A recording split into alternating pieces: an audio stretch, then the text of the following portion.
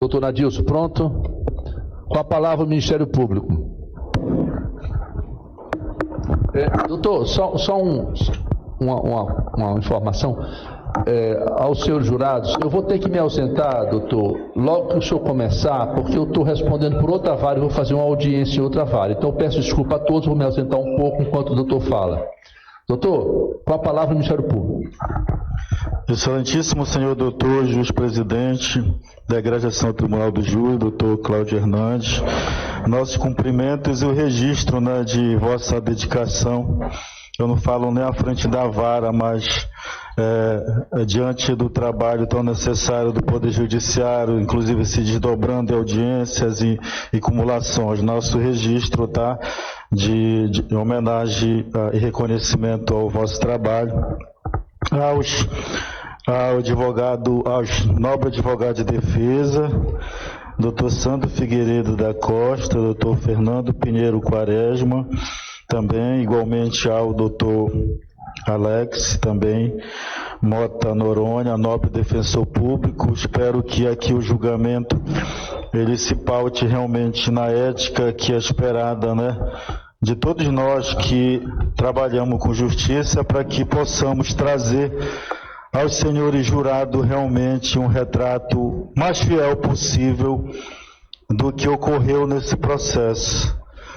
Porque realmente, se não tiver esse pacto de ética de nós que trabalhamos na justiça, eu falo que o poema não sai direito, não dá estrofe, não dá estribilho. Tem que as partes serem realmente comprometidas com o que foi colocado, o que foi colhido nos autos, para que a gente possa se aproximar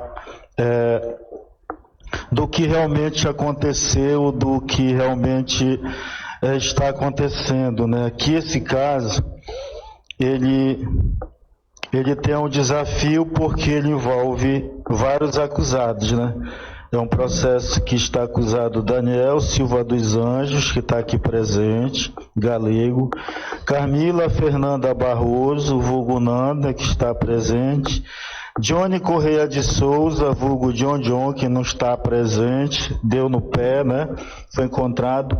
Marlo da Silva Cruz, que é o falecido, que era um dos acusados, e devido terem matado uma grávida, o Comando Vermelho decretou, consta nos autos, a morte de todos eles. Feriram o código de ética, se pode dizer assim, ética da organização. E o primeiro que pegaram, mataram, que é o Marlo, que teve o processo, tá? Que é falecido. O Everton está não localizado, Carlos Daniel... E o John também não apareceu hoje. Não sei se a defesa vai dizer onde ele se encontra. E o José Fernando Pinheiro Cavalcante, o XT que foi falado, ele foi absolvido numa sessão de julgamento, onde a mãe da vítima não foi chamada para estar presente. Não se sabe de quem foi a falha, ela não veio. Não sei como foi feito esse julgamento. Mas o resultado resultou na absolvição desse também, que era um dos envolvidos, que foi muito citado hoje, muito falado, E a gente tem, antes de realmente adentrar nesse mérito, fazer umas colocações importantes, sobre esse processo, que é semelhante a, eu falo até a maioria do que vem acontecendo em Belém do Pará, né? O governo, ele tem se jogado confete, dizendo, olha, diminuímos a criminalidade, nós estamos reduzindo, estamos acabando, e a gente vê aqui no fórum que isso não é verdade. A imprensa pode não estar divulgando, mas isso não é a realidade.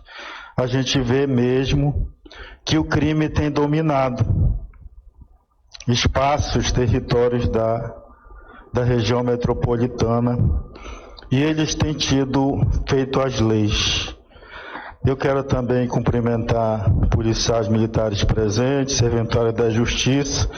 Lembrei aqui também de cumprimentar os familiares do acusado, dos que estão presentes de outro, e que eu queria dar um recado para vocês também, que vocês têm que ajudar eles e os demais que não estão aqui a mudarem de vida.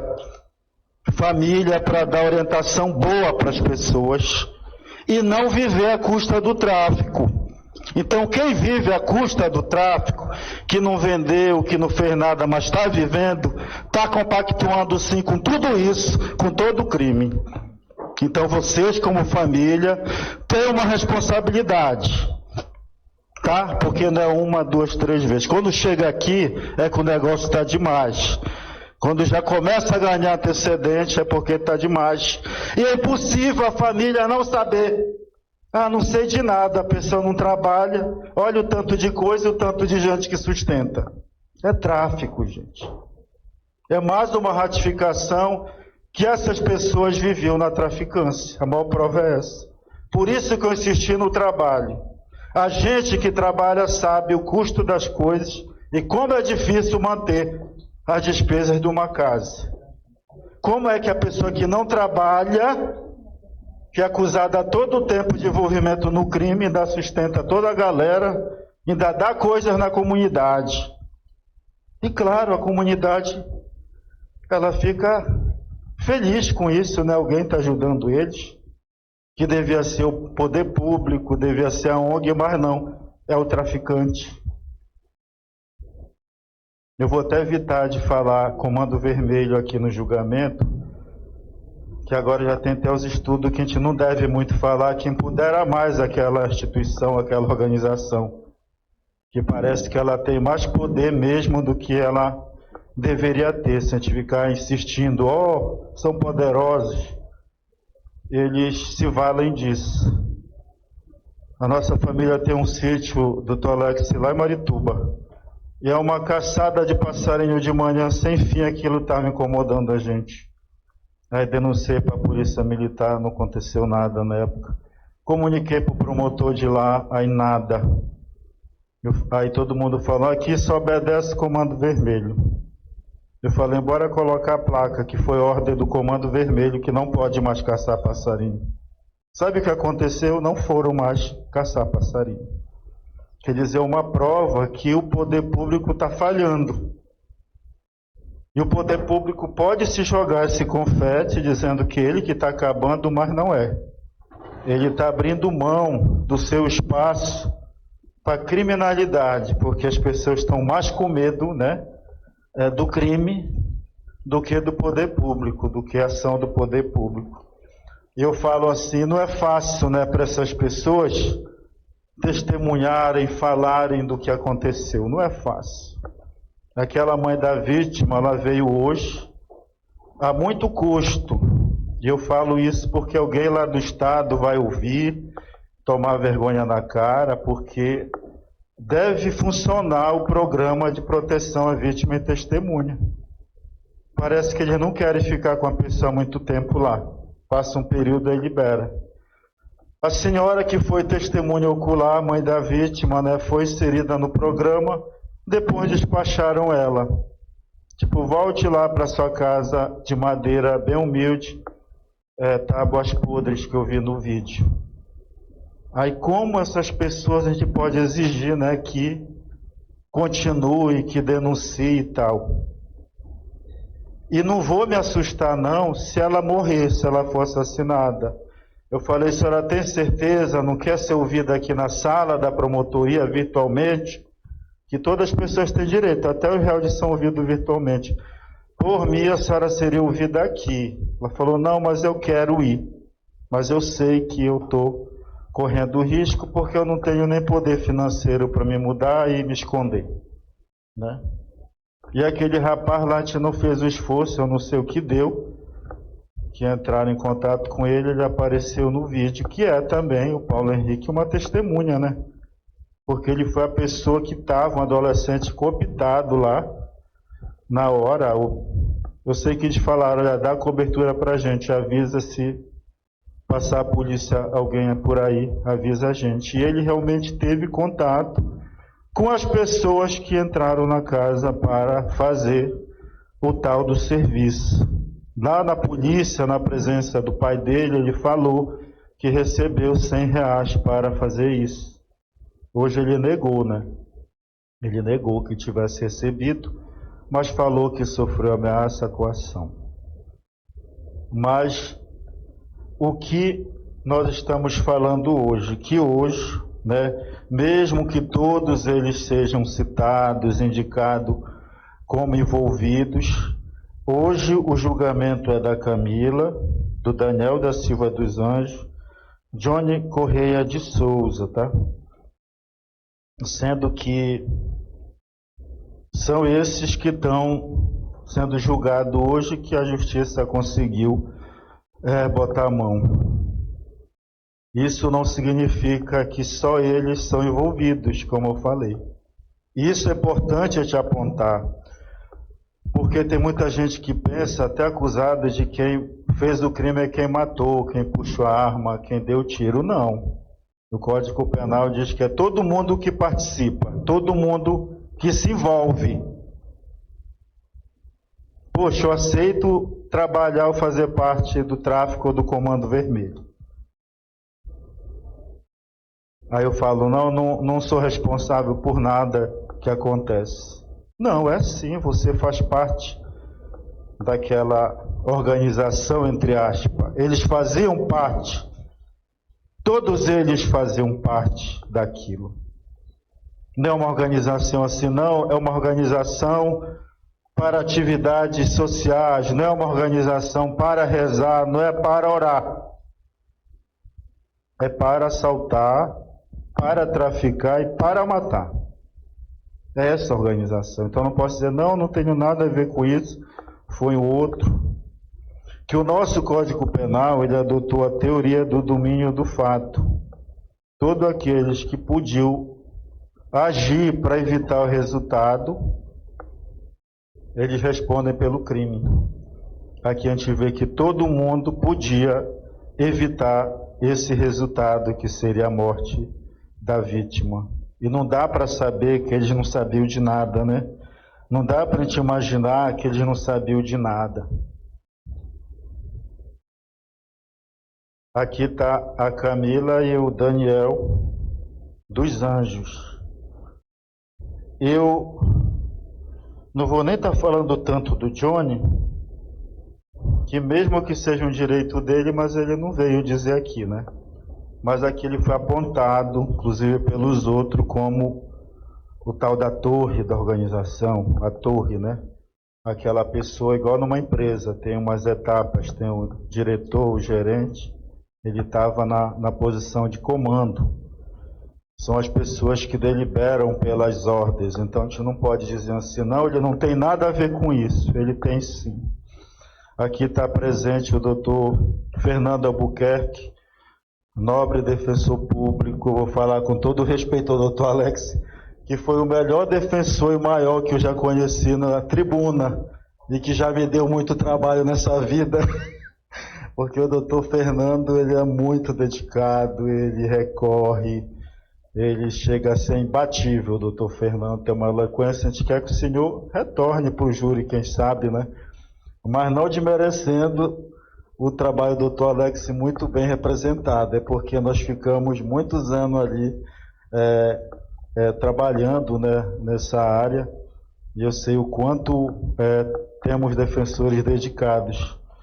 E O que eu quero dizer que do Johnny, o fato da mãe da vítima não reconhecer ele lá no local não retira a responsabilidade desse homem, que era o dono lá da área, o dono da área.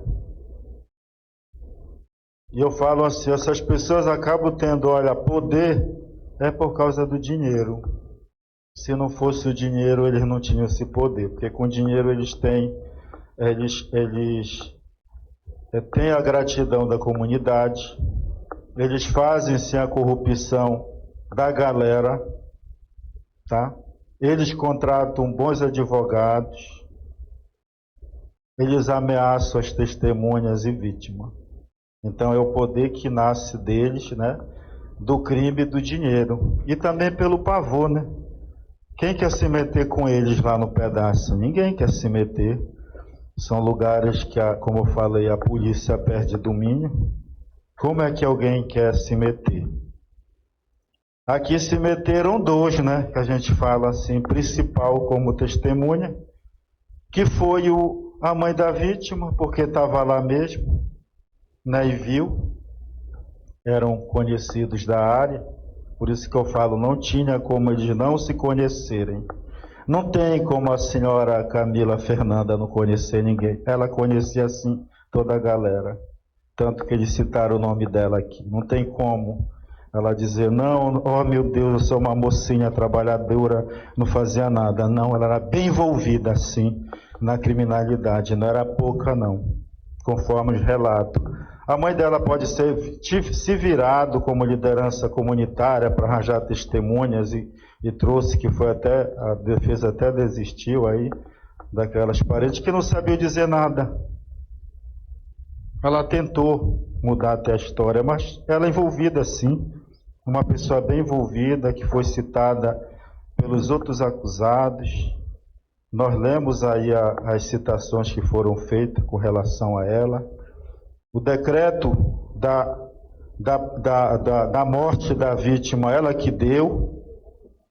Não foi só a mãe da vítima que ouviu da boca da vítima, que viu uma mensagem, foi 2 correios que falaram que ela teria dado o decreto. Então ela não é toda essa novidade e doçura que está aqui na frente comportadinha. E a família dela sabe também. Sabe também. Não existe esse trabalho de profissão fixa de distribuição de panfleto eleitoral. Não existe. Sabe de onde vinha o dinheiro dela. Era de coisas ruins. Era do crime. Então ela não pode dizer que ela está sendo vítima da sociedade também. Ela não merece ficar impune nesse contexto. Não merece mesmo. E eu falo assim, é igual aquela história do ditado do porco, né? Comeu junto, não pode dizer que não estava junto. Ela estava envolvida com eles, ligada com eles. Entrou nessa, não pode dizer que não sabia de nada, no que ia dar. Ela estava assim com eles.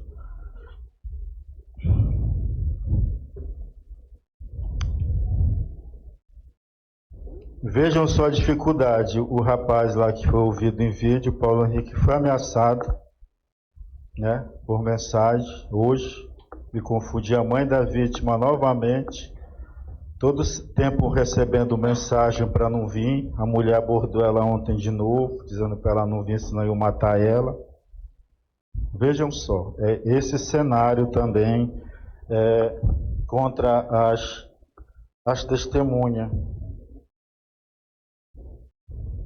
Aqui todo mundo já viu nas testemunhas de defesa que foram arroladas, que foi um arremedo, que foi arranjado também. Aquele pai da Ana Carolina, o que é isso? O pai da Ana Carolina dos Santos, o que é para ele se meter nisso? Eu sei que ele é uma pessoa querida lá, trabalhou na balsa, mas é para ele parar de se meter com os bandidos e querer testemunhar a favor deles. Que negócio é esse? Não foi primeiro nem o segundo júri que ele não vê nada, e ele é arrolado como testemunha, e hoje indicaram ela, a filha. Por que ele não veio falar alguma coisa? Ele fica ouvindo lá, mas toda vez ele vem ser testemunha dos bandidos. Ele nunca vem se a favor da vítima ou do Ministério Público para contar o que ele sabe. Ele vive arregimentado, eu acho, pela criminalidade lá. Porque é só prenderem um, aí ele vem como testemunha, esse homem.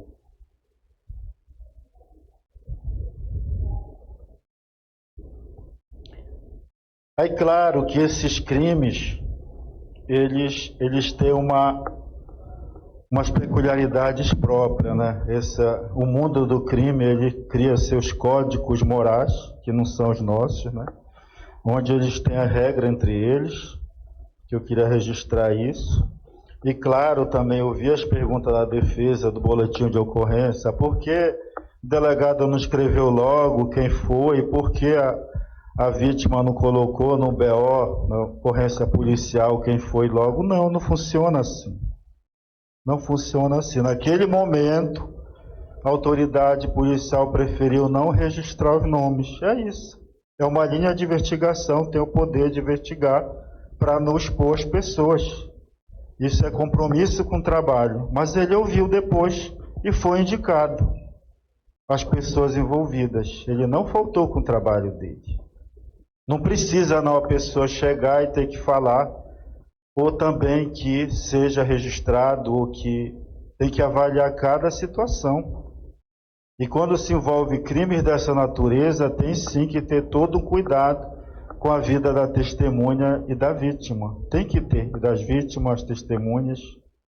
Não é assim, escreva aqui quem foi e tal, porque as condições dessas pessoas não traz segurança nenhuma para a vida delas, integridade e vida delas. Então o delegado fez certo sim de não colocar o nome no início de ninguém, foi investigar, foi atrás, e isso não torna nenhuma prova nula, não desmente nada o que foi dito pela mãe da vítima, como eu falei, que conhecia, né, eles, teve contato com eles.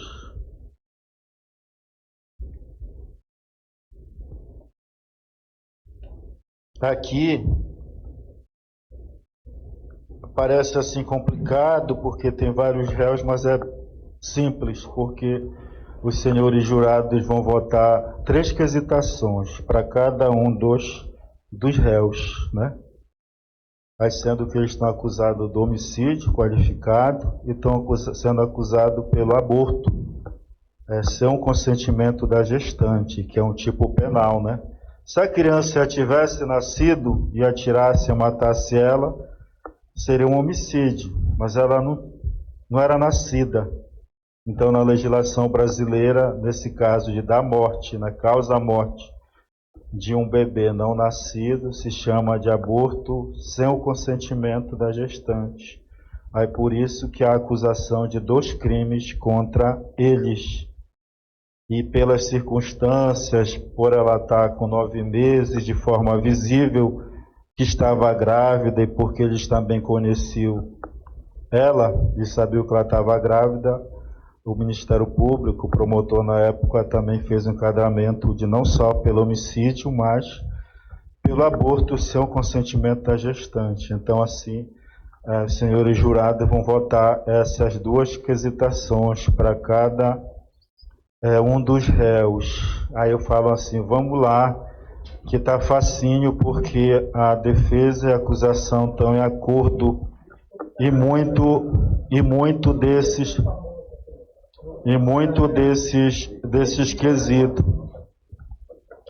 desses quesitos. Mas deixa ele falar, não precisava também o senhor conhecer. É uma responsabilidade maior a gente matar uma pessoa que a gente não conhece, sabe? E a ordem assim na organização, de falar, vai lá fazer esse serviço. A pessoa não sabe mesmo às vezes, não tem ligação.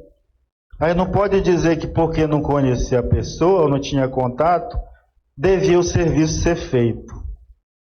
Mas vejam que não é o senhor que está falando. Foi a mãe da vítima que falou assim, foi lá sim, atirou na barriga da vítima, da minha filha. Foi o rapaz que falou, olha, ele me constrangiu para ficar dando cobertura para adolescente. Foi outro José Fernando que falou que ele estava junto com ele também, Vetron e XT e Marlon. É só ele que diz que ele não tem nada a ver. Porque as testemunhas dele também não sabiam dizer nada disso.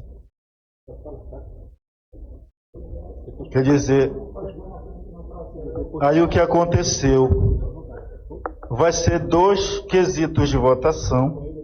E eu falo assim, tanto o Ministério Público e a Defesa, eles comungam em vários pontos sobre a aquisitação, tá?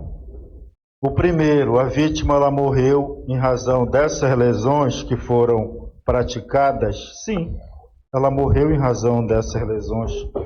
Os senhores têm aí, né, o laudo. O laudo ele diz lá 7 perfurações por projéteis de arma de fogo. Então a vítima e o seu bebê morreram em razão dos disparos. Não tem como dizer outra coisa, responder para essa pergunta não. É sim. Até a defesa diz que sim, ela morreu em razão disso. E além disso, a gente vê pelo laudo, vocês vão ler o laudo aí, tem várias passagens nuca a nuca, que foi típico que crime de execução para querer eliminar aquela pessoa mesmo, tirar a vida dela. Foi, como se fala na execução, bem feito. Então, foi um crime realmente, lesões provocadas por um crime de execução. Está o laudo necroscópico, morrer em razão disso? Sim. Aí vem outro quesito da autoria, que os senhores vão votar para cada um deles. Que o Ministério Público diz sim, que é para votarem sim, que foram eles sim, que eles estavam tudo juntinho, se unido para isso acontecer. Todo ele se conheceu, faziam parte lá do mundo do crime juntos, foram citados por eles mesmos, tá? Quando na polícia, principalmente, eu fiz referência a muitos depoimentos na polícia, em juízo já mudou um pouco a história, né? Já mudou um pouco a história, mas na polícia não. E aí vem outro quesito, né? O quesito aí da legítima defesa, ou de que o jurado deve perdoar os réus. Mas eu vejo aqui que todo mundo já entendeu que o caso foi muito grave, que não dava para perdoar mesmo. Eles não tinham uma vida dedicada ao trabalho, mas ao crime, que não eram gente boa que precisasse esse perdão, essa gentileza dos jurados, já que não agiu assim com as pessoas. E pelo próprio laudo já dá para ver que aí não foi mesmo legítima defesa, né? Você invade a casa de alguém atirando dessa forma várias pessoas, vários homens, né? Então não é legítima defesa. Então assim, as defesas vão bater na autoria, vão dizer que eles não foram os autores. Mas eu falo assim, o jurado ele é grandinho para entender o que nós estamos tratando aqui. Né? Vamos dizer, o Daniel Galego, o que tem de prova da autoria do envolvimento dele? A mãe da vítima, que falou, que reconheceu ele como a pessoa que atirou. O doutor Alex até pediu a cariação com outro réu, também que é Carlos Daniel, mas ela falou, não, esse aí mesmo, que é o Galego que está sendo julgado hoje, reconheceu em vídeo.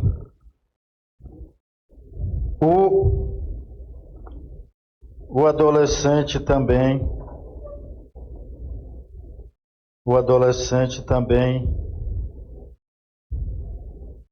o Henrique da Silva Pantoja falou, olha, ele também foi que falou para ficar vigiando lá. Eles entrarem lá e mataram a vítima e se mandaram. Tá? Então isso também é indícios de autoria, sim. Além disso, o outro córrego que eu li, fiz a leitura, ele fala que ele estava envolvido também. E claro, o Marlon não foi ouvido, que foi assassinado. Mas como eu estou falando, eles mesmos que falaram e que relataram como funcionou tudo, especialmente na polícia, sobre a execução da vítima. A vítima era a Flor que se cheira e também não era, né? Ela fazia parte, ela estava junto com eles, mas como eles mesmos falam, ela se desguiou. E eles, como ela estava tendo contato com a polícia militar, achavam que ela estava caguetando e resolveram executá-la, porque ela já não fazia mais parte. Não funciona assim, eu não quero fazer mais parte, eu me desfilio, me desassocio, não funciona. Quem quer sair é executado, funciona assim, nesse mundo.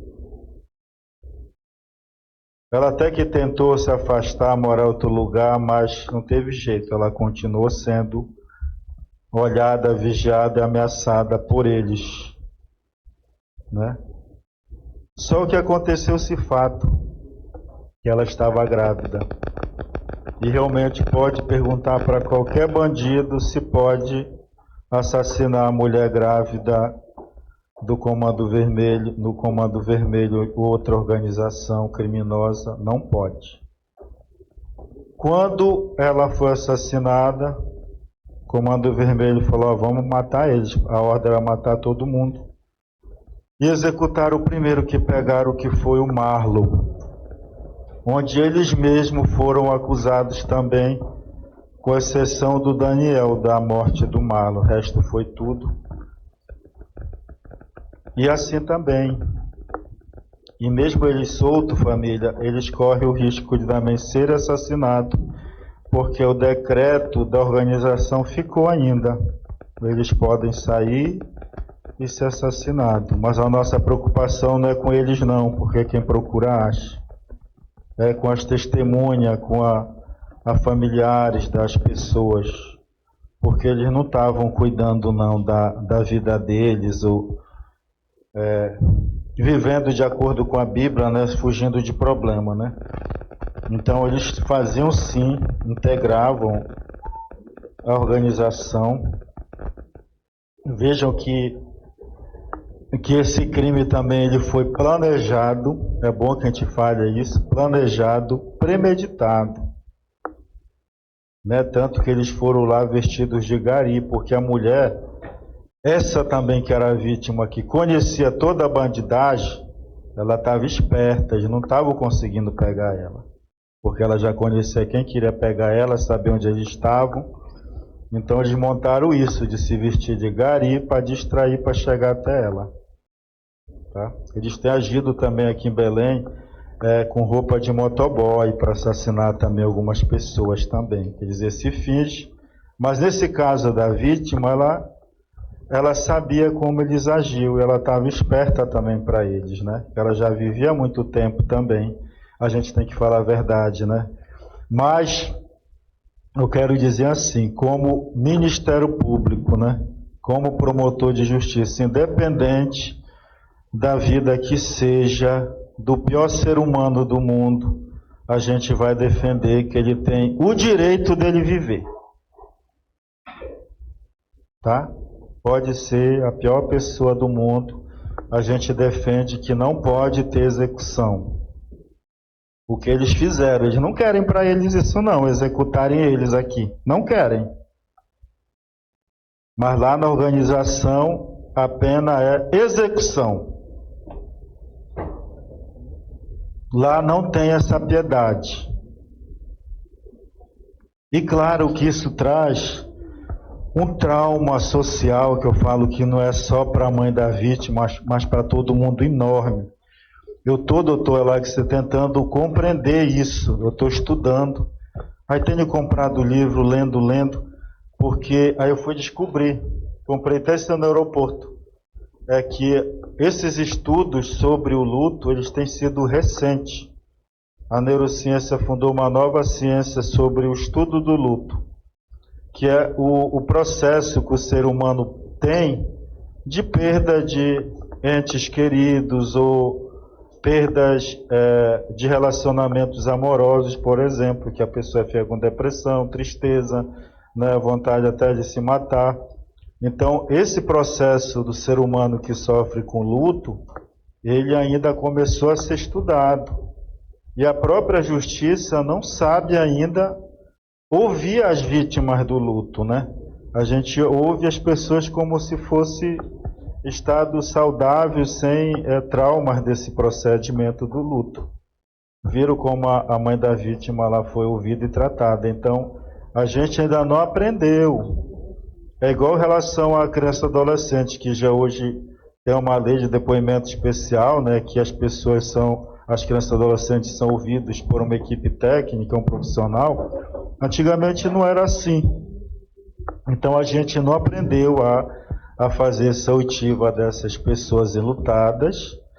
E além disso também, a gente não sabe o trauma que representa para a sociedade esse processo que eu falo que é de terror do crime, né? Porque naturalmente a gente já tem isso de ser humano de não querer se envolver em problema, né?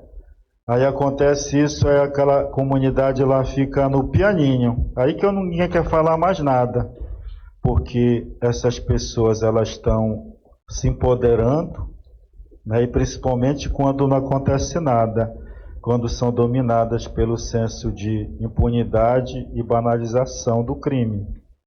A mãe da vítima ficou apavorada quando ela soube da absolvição desse outro acusado que foi julgado.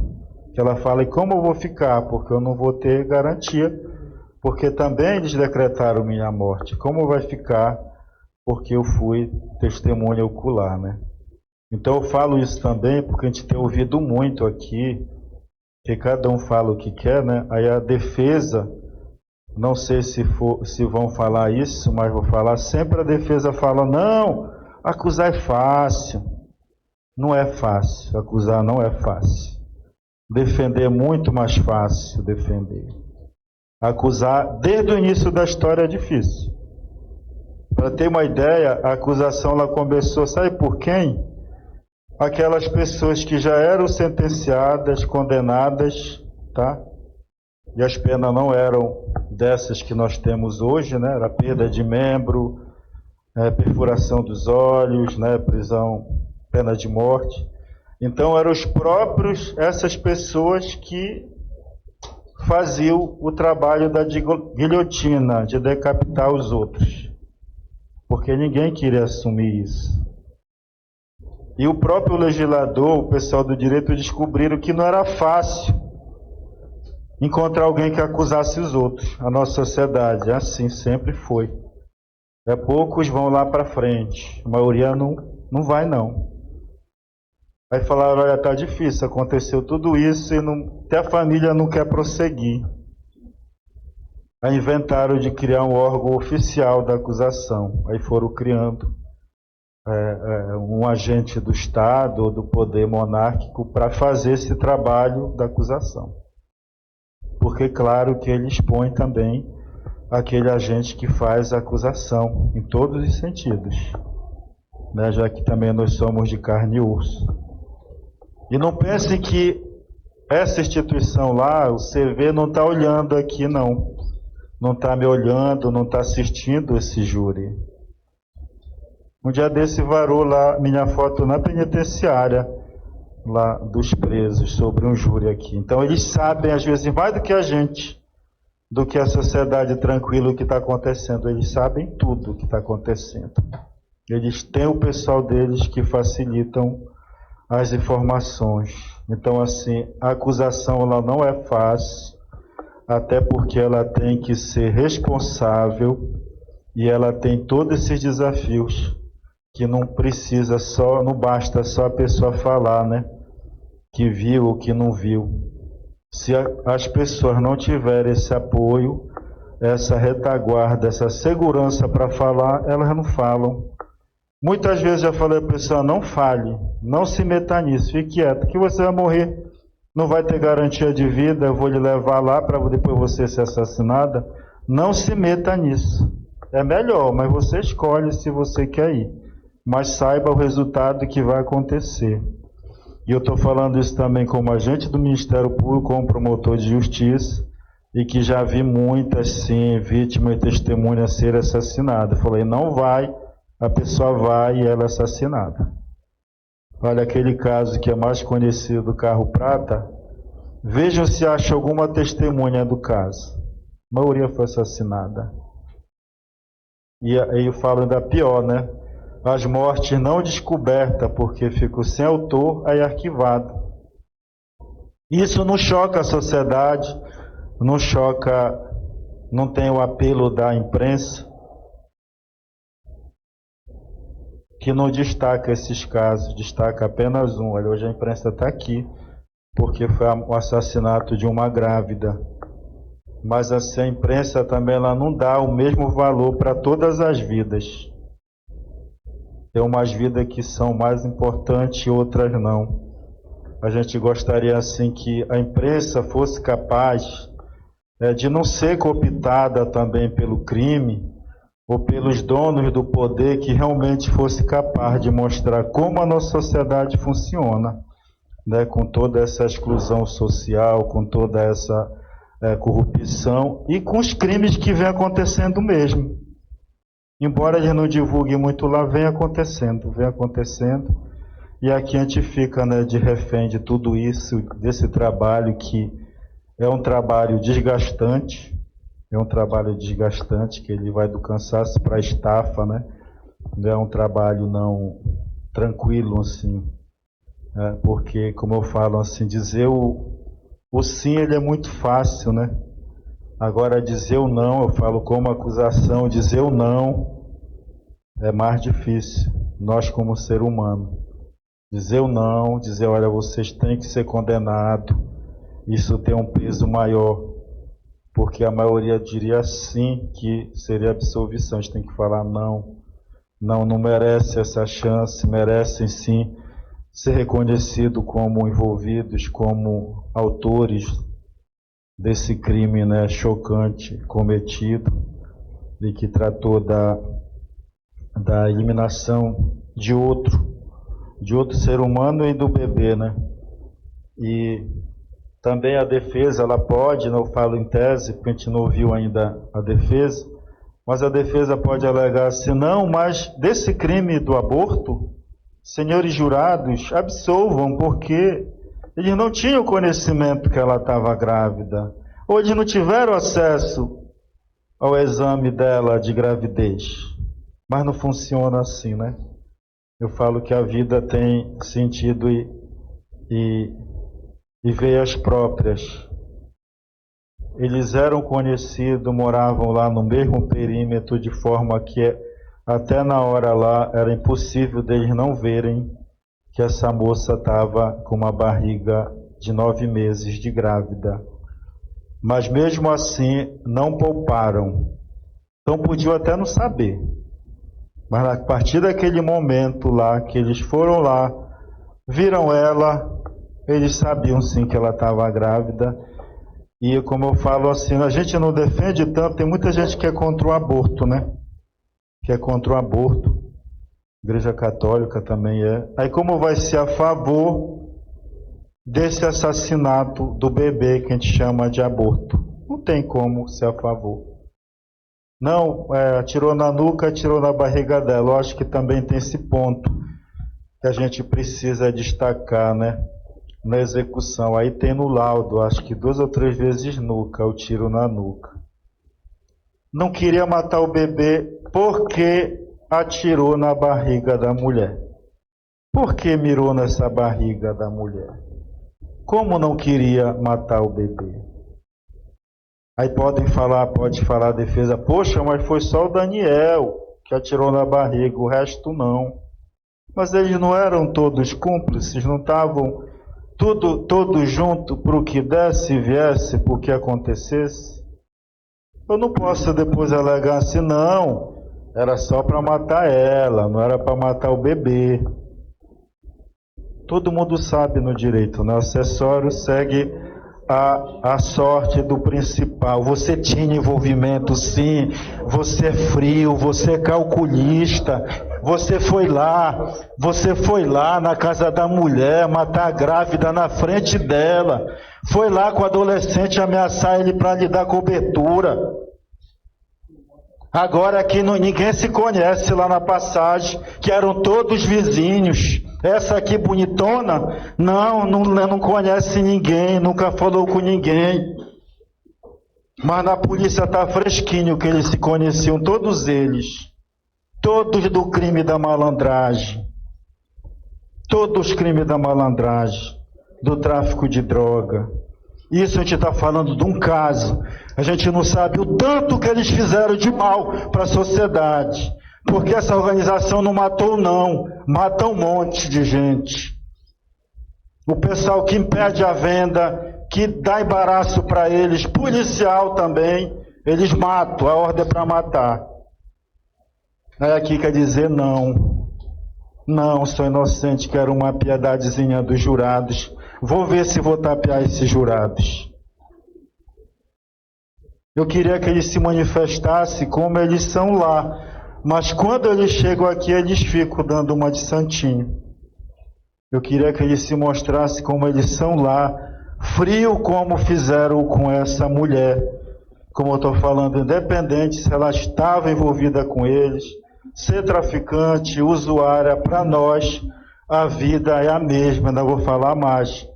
Mas o bebê não tinha nada a ver com isso. O bebê ele não era traficante. Podem falar tudo da mulher até. Mas do bebê ele não era bandido. Para ele merecer também não nascer, né? Merecer essa morte prematura. E eu falo assim, os autos, eles dão certeza, sim, né? Do envolvimento deles. Eles foram citados. E eu falo assim pelos próprios réus. E tem uma coisa que a gente chama, que é a audiência de custódia. Antigamente era comum os presos serem trazidos e falavam uma história. Eu apanhei, por isso que eu falei isso. Agora não cola. Porque no Brasil nós temos audiência de custódia. A pessoa é presa, é levada diretamente a um juiz, é feito o exame de corpo de delito, etc. E também, se o advogado falar isso, é falar, eu sou incompetente, porque eu não fui lá assistir a pessoa, não tirei uma foto, não pedi um exame. Aí, em juízo, aqui quer dizer que a pessoa foi constrangida, apanhou para falar? Não tem cabimento. Então, assim, hoje em dia, os depoimentos do inquérito policial, eles têm força maior. Mas aqui a gente não está tratando só de inquérito policial. Nós temos depoimentos de juízes que colaboram, né? Que eles faziam parte desse contexto aí criminoso que acarretou a morte dessa jovem e do seu bebê. Todos os três podem falar assim, não, mas a Camila não atirou e nem o Johnny. A gente não está acusando eles de ter atirado. Né? Aqui é no caso do envolvimento, de participar. O depoimento do outro Correl, ele falou que ela, com o Johnny, arrumaram a arma, o armamento para ser usado na empreitada. Aí seria demais tanta citação de uma pessoa boa no inquérito, dos outros comparsas citando ela, né? Que teria esse motivo. Além disso, o motivo de não gostar de ter uma rivalidade, desentendimento lá com a vítima. Porque elas ocupam também postos nas organizações, elas disputam, né, postos. Então, assim, o MP, nesse momento, já encerra esse primeiro momento da acusação, pedindo que sejam condenados, que reconheçam também a qualificadora do motivo, né, que foi sim a vingança, e que está bem claro que foi surpresa, né. Essa vítima não teve chance nenhuma de se defender. Claro que o bebê, muito menos, teve chance de defesa. Esses são os termos.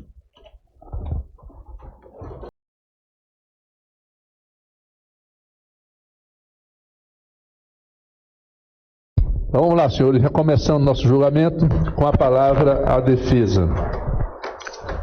Obrigado, excelentíssimo senhor, juiz-presidente deste egrégio Tribunal do Júri Popular, doutor Cláudio Hernandes Silva Lima.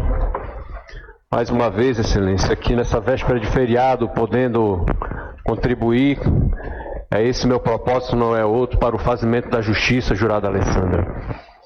E estar à presença de pessoas tão queridas é motivo de privilégio muito grande, né? Poder trabalhar num ambiente que já é naturalmente pesado, né? Convenhamos, as temáticas que nós tratamos aqui são todas elas envolvendo temas como vida e morte, violência, e isso já faz do nosso trabalho aqui, Camila, muito pesado naturalmente. Então, ter pessoas, né, funcionários, servidores públicos, que conseguem imprimir no seu dia a dia de trabalho, por meio da urbanidade, da educação, do respeito, essa leveza de que compensa um ambiente fechado, um ambiente pesado, é realmente algo para se reconhecer e agradecer bastante, excelência. Não é à toa que muitos de nós que trabalham e oficiam aqui no júri acabam adoecendo. São cargas de trabalho que acabam se estendendo. Esse é um júri até relativamente pouco demorado, mas há júris que se estendem até a noite, né? E para as partes também é uma missão bastante espinhosa, né? Que as partes estão ali perseguindo um resultado e acreditam em suas teses, se empenham nesse sentido. Mas donos da verdade quem é? Nenhum de nós. Só Deus sabe tudo o que acontece, a verdade das coisas, quando é a hora de cada um. Só Deus sabe.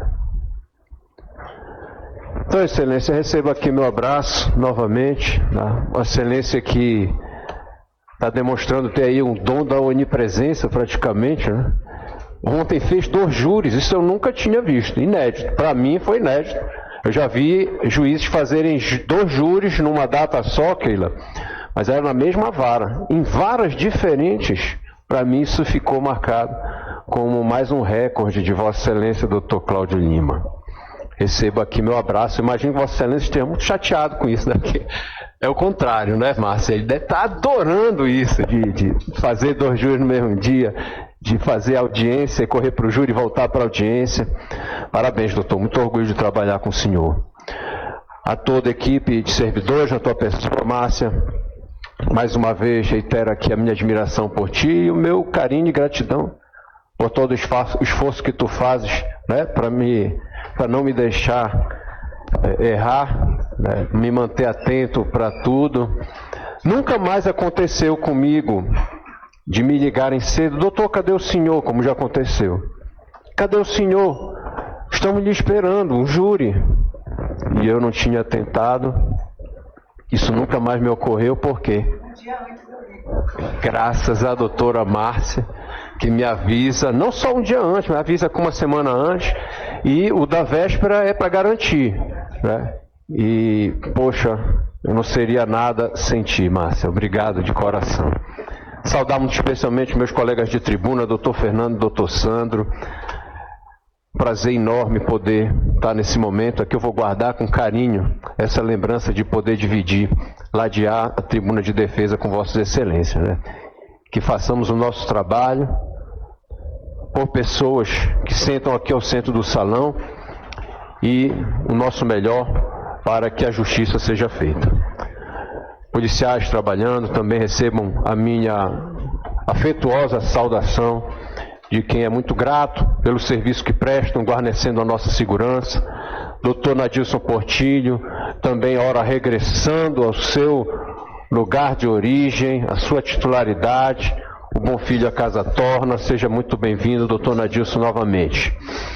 Demais presentes neste recinto, oficiais de justiça trabalhando nesta data, Marcos Fontel, Keila, Viríssimo, policial militar querido, obrigado por tudo, meu irmão. Minhas senhoras, meus senhores, vamos lá, jurado Cleiton, jurado Márcio. Jurados experientíssimos que estão agora na reta final de participação aqui nesse fórum criminal. É a última semana, esse é o antepenúltimo júri, talvez seja o último de algum ou alguns de vós. Teremos novamente na quinta e na sexta. E vai se encerrar esse nosso ciclo de convivência de 6 meses aproximadamente, em que pudemos, jurado Everton, jurado José, jurado Carlos, conhecer todo tipo de situação da vida que nos é exposta. Né? Se forem fazer uma retrospectiva, eu acho que na nossa confraternização isso será objeto de muitos comentários, reflexões do que foi feito ao longo desse tempo todo. Juízes e juízas que não escolheram, né, serem juízes e juízas, não fizeram concurso para isso, têm suas profissões, mas que um belo dia foram pinçados pelo Poder Judiciário para sentarem nessas cadeiras. E como juízes e juízas que são, julgarem quem senta no centro do salão, e nesse centro do salão sentam todo tipo de pessoas. Eu não sei se vão ficar com essa sensação quando forem daqui, né, que não mais nos brindarem com as suas presenças luxuosas aqui todos os dias. Mas não sei se vão ficar com essa sensação de que são seres humanos diferentes que sentam aqui, jurado Alessandro. Alguns inocentes daquilo que são acusados, outros não, outros realmente culpados daquilo que pesa contra si. E nós, seres humanos, homens e mulheres que somos, sempre tentando acertar.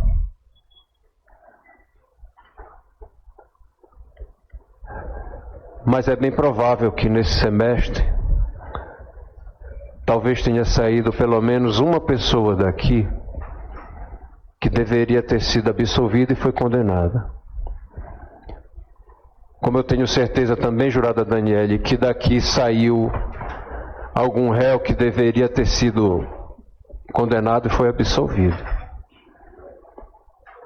À luz da lei dos homens, à luz da lei dos homens, nós fazemos, Glória Lima, aquilo que está ao nosso alcance, que é o exame das provas que nos são trazidas e daí se proferir um veredito tanto mais próximo do conceito de justiça, Daniel. Aqui a gente faz o nosso trabalho examinando as provas, né, e dizendo o que é que tu fazes por merecer ou que tu não fazes por merecer. É a justiça dos homens. Eu sei que tu estás preso há um tempo e eu imagino que lá preso tu devas pensar muita coisa, muitos sentimentos devem atravessar o teu coração. Tu bem sabes que tu já tiveste uma vida errada, algumas coisas de errado tu já deves ter feito nessa vida. Outras tantas talvez tu te sintas injustiçado. A gente está aqui para fazer o melhor. Todos aqui somos seres humanos que queremos fazer a coisa certa sempre. Tá bom? E aí é que acontece o seguinte, eu falo abertamente para o jurado analisar e fazer o seu exame de consciência, e o jurado no júri, ele decide por íntima convicção. É um jurado, é um juiz, é uma juíza tão poderoso, tão poderosa, que profere uma decisão sem fundamentação. Apenas diz que sim, ora diz que não. E aí, doutor Arthur, não tem que justificar, não tem que dizer por que sim nem por que não. É a regra que vige no Tribunal do Júri Popular. De outra sorte, penso eu, mas posso estar errado, que tanto maior é este poder que vos é conferido pela lei, segundo o qual podem decidir como bem entenderem, apenas à luz do que intimamente acharem que deva ser decidido? Penso eu, querido e prezado jurado Márcio, mas posso estar errado, que tanto maior esse poder que é conferido ao jurado, à jurada, tanto maior deveria, em tese, ser a preocupação de se formar aquele juízo, sobretudo condenatório, com base em critérios rigorosos no que pertine à produção da prova. É por isso que, muitas das vezes, os tribunos aqui no júri, eles propalam, né, aquilo que está no comando da lei. Está incerto no Código de Processo Penal Brasileiro, em seu artigo 155, que ninguém, Daniel, Camila, Johnny, quem quer que seja, ninguém deve ser condenado com base exclusivamente nas peças administrativas produzidas na fase policial. Exige a lei, para fins de condenação, que sejam produzidas provas chamadas provas judiciais. São aqueles elementos de prova que, produzidos na fase policial, devem ser renovados em juízo, e como tal devam ser, como se chama, judicializados.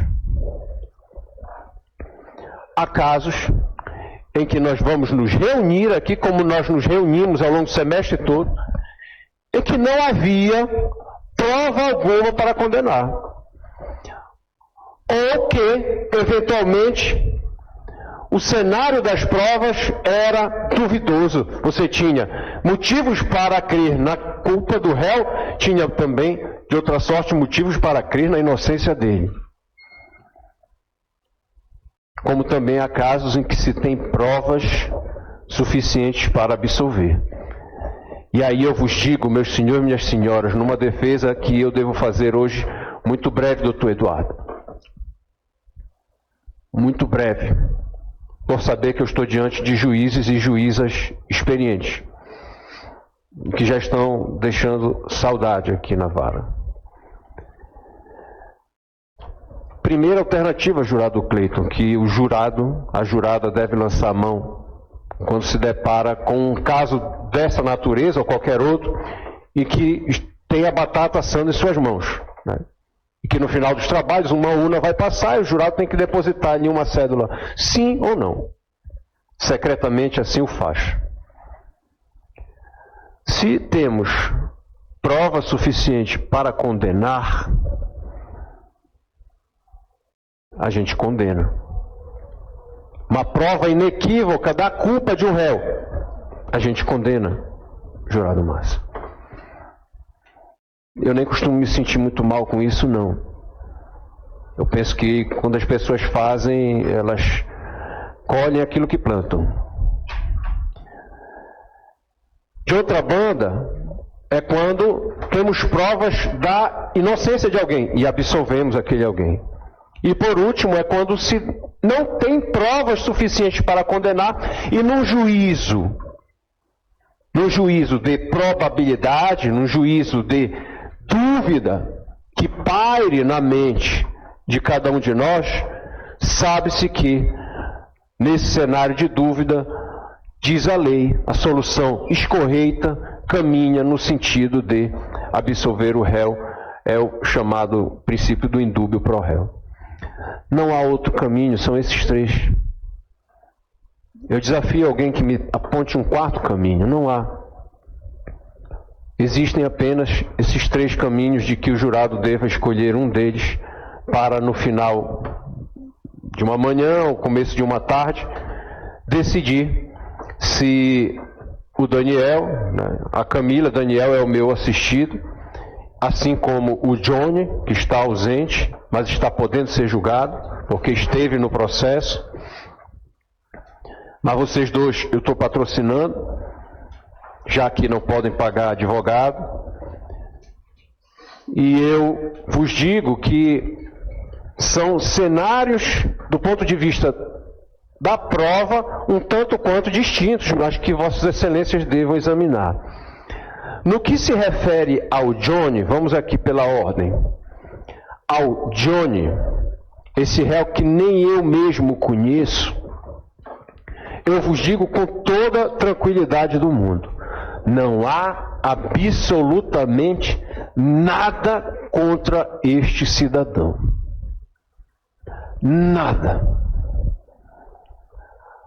A única testemunha ocular, supostamente, em que pese informante, aquela testemunha que não presta o compromisso de dizer a verdade, mas, ainda que, tomando por base a informação de uma testemunha que não foi compromissada a dizer a verdade, no caso, a mãe da vítima, chegou aqui para nós e disse: Johnny,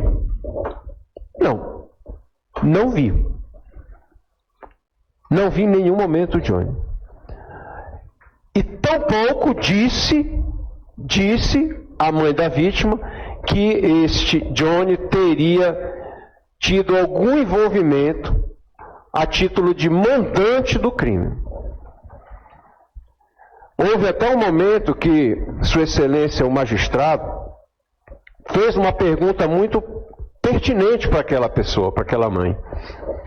Disse: mas olha, não tinha uma história de que esse Johnny, o John, ele não seria, amigo da Camila? E ela respondeu: não. Ele tinha amizade com a minha filha, ele me conhecia a minha filha, era amigo da minha filha. Então vejam, é bem provável que esse Johnny tenha tido seu nome envolvido nessa história por obra de um grandíssimo de um mal-entendido. E que, não tendo estado na cena do crime, tampouco haja prova nenhuma dando conta de que ele tenha sido o mandante do delito. Honestamente, eu não vejo muita razão para se condenar esse cidadão apenas pelo que, com todo respeito, eu vi aqui o Ministério Público bradar. Eles, eu anotei, eles são assim, eles fazem isso, porque lá eles são assim, eles são assado. Bem, isto é um juízo de valor, isto é uma percepção pessoal minha, que etiqueto aquelas pessoas. Não, para mim, eles é tudo bandido, é tudo farinha do mesmo saco, e eles são isso. Isso não é prova. Isso não é prova para condenar. Isso é um discurso de ódio inflamado, mas que às vezes acontece, Eu vi aqui, foi até inusitado, não sei se as senhoras e senhores nesse semestre já tinham se deparado com algo parecido, mas de um réu que ficou o tempo todo, eu até deixa acontecer naturalmente, como fala a letra da música. O réu ficou olhando para o promotor o tempo inteiro, jurado Everton. Alguns vão dizer: estava encarando, intimidando, ameaçando. Outros podem dizer: não, ele estava acompanhando. Ele queria entender de onde estava vindo aquela acusação infundada. Quer dizer, é juízo de valor, cada um tem a sua percepção. Duas pessoas vão olhar um mesmo fato, jurado Márcio, e cada um vai ter uma visão diferente. E aí, do nada, ele começa, a interpelar o promotor, parece até um pinga-fogo. O promotor falava, ele falava daqui, o promotor já estava respondendo a ele. Deixa acontecer, vamos ver. Para eu poder tirar a minha conclusão disso, sabe? E aí entra o juízo de valor de cada um. Para alguns pode parecer: que audacioso, abusado, audacioso.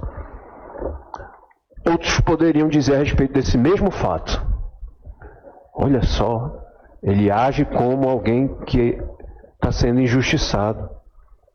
Ele está indignado de uma acusação leviana da prática de um crime que ele não cometeu, que ele sabe que não cometeu.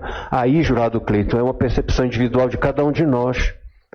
Mas donos da verdade, volto a dizer, não somos. Pode ser uma coisa, pode ser outra. Pode ser uma coisa, pode ser outra. Se acharem, é um artista global. É uma visão. A outra visão pode ser diametralmente oposta. Não, é um indignado. É alguém que não fez. E aí, mas como defensor, como que ele não fez? Como que ele não fez? Se a mãe da vítima, que estava lá no momento que a vítima foi morta, e disse que viu que foi ele. Disse que viu que ele fez, deu um tiro assim assado.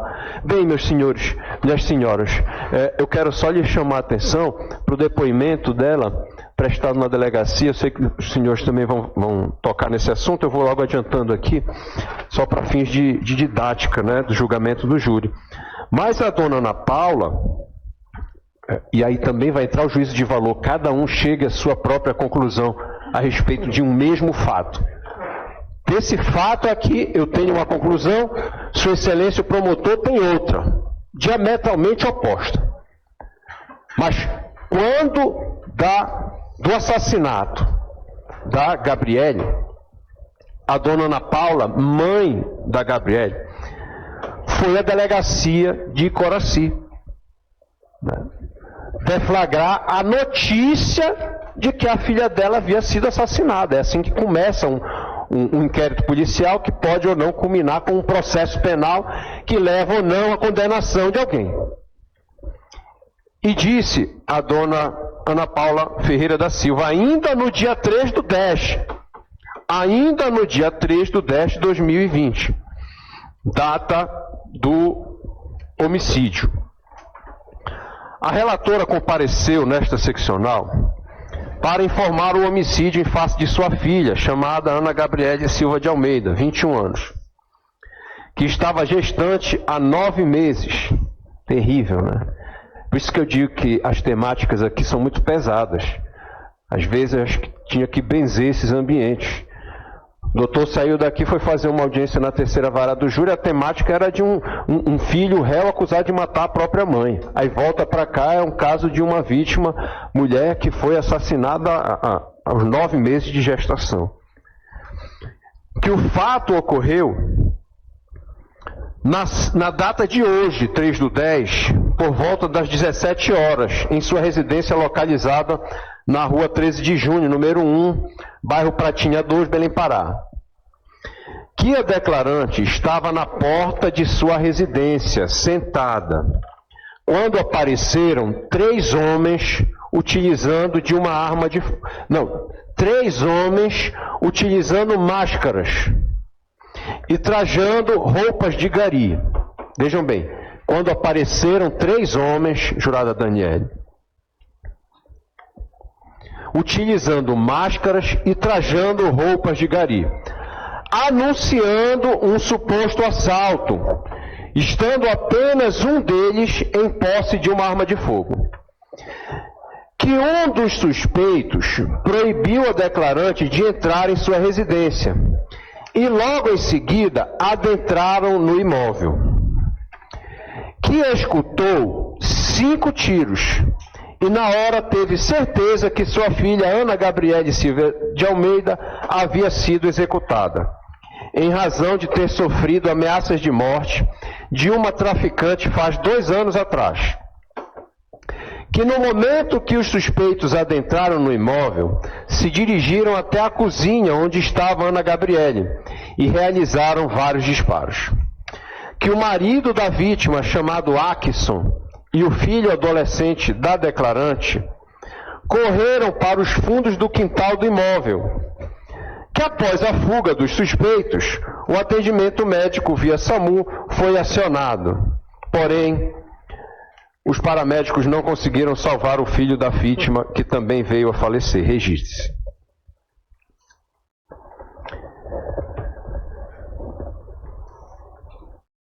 Eu perguntei para aquela mulher: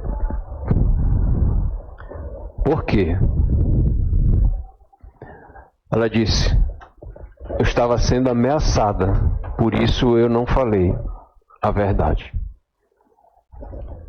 Bom argumento. É uma justificativa plausível. eu ouvi Sua Excelência, o nobre promotor, dizer, entre aspas, naquele momento o delegado preferiu não constar os nomes. Ora, ou é o que ela diz, que ela não deu os nomes por medo, por estar sendo ameaçada, ou na visão do Ministério Público não, o delegado ouviu os nomes, mas naquele momento o delegado preferiu não constar esses nomes. O fato é que 2 dias depois, esta mesma senhora, ela é intimada a comparecer na delegacia de homicídios. E já na delegacia de homicídios, aquilo que ela havia dito 48 horas antes, que sob ameaça ela falou algo, 48 horas depois, essa ameaça, esse temor desapareceu e se fez constar um depoimento riquíssimo em detalhes e riquíssimo em personagens. Neste depoimento foram revelados todos os participantes da empreitada criminosa, à exceção do Johnny. Foi o único que nem nessa hora apareceu o nome dele. Mas já neste momento, ali sob os auspícios de outros policiais, e alegou o Daniel que foi perseguido muito tempo, e não creio que tu tenha sido perseguido à toa, mas por alguma coisa que tu fizeste no teu passado, mas por o policial que aqui esteve, é famoso, né, o famoso Lima Neto, e eu não sei lhes dizer se por obra de perseguição ou não, se por obra da péssima fama ou não do Daniel, se pelo passado que ele ostenta, se por esse jeito peculiar que ele tem de ser, se, meus senhores e minhas senhoras, nesta hora, não foi ali forjada uma acusação de um crime que, neste particular, ele não tenha cometido. Se isso é verdade ou não, nós nunca saberemos. Nosso semestre está acabando, sexta-feira, sábado vamos nos encontrar e vamos continuar sem essa certeza de que o Daniel participou dessa empreitada criminosa ou não. Mas uma coisa eu sei lhes dizer, que quando a gente não tem certeza, o bom juiz ele decide com base num juízo de certeza. O bom juiz, quando ele não tem certeza, ele não condena, ele absolve. É o que se recomenda a boa técnica, é o que se recomenda o bom direito. Que quando se tem dúvida, se absolve. Eu não sou de menosprezar, menoscabar a palavra da vítima ou dos parentes da vítima. Ao revés, creio que tenham-se um grande valor. E aquela mãe que aqui esteve, ela passou para nós a sua percepção, foi uma prova produzida em juízo, foi aqui na nossa frente. Mas é possível crer que, tendo ido na delegacia, ter falado que se tratavam de pessoas mascaradas, sem declinar os nomes delas, e me causa estranheza que aquela mãe conhecesse, né, todo esse submundo, conhecesse todas essas pessoas pelas suas alcunhas, se ela nem era assim tão íntima. Ela depois assumiu que, embora a mãe biológica, quem tinha mais contato com a Gabriele era uma mãe não biológica que ela tinha num outro endereço. Não é muito razoável crer que aquela senhora, Ana Paula, conhecesse com tanta afinidade todos esses personagens que no dia 3 ela não revela nenhum. E no dia 5, já numa outra unidade policial, o crime está desvendado. Para além disso, meus senhores e minhas senhoras, vejo como uma flagrante ausência de provas suficientes para condenar. É o que eu tenho a lhes dizer. Em face do Daniel, foi autor? Não temos a certeza disso, jurado Cleiton. A solução mais escorreta para casos como esse é dizer que não. E ele vai responder os outros processos, ele não está preso apenas por aqui. Ainda que condenar, ainda que absolvido seja, tu sabes bem que tu não vais sair.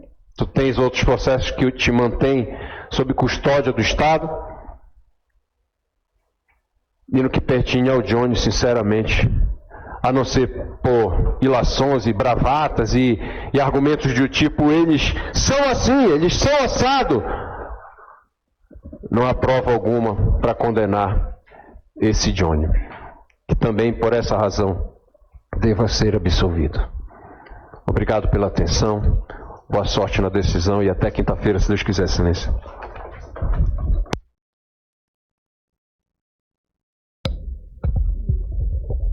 A defesa prossegue. Obrigado, excelência.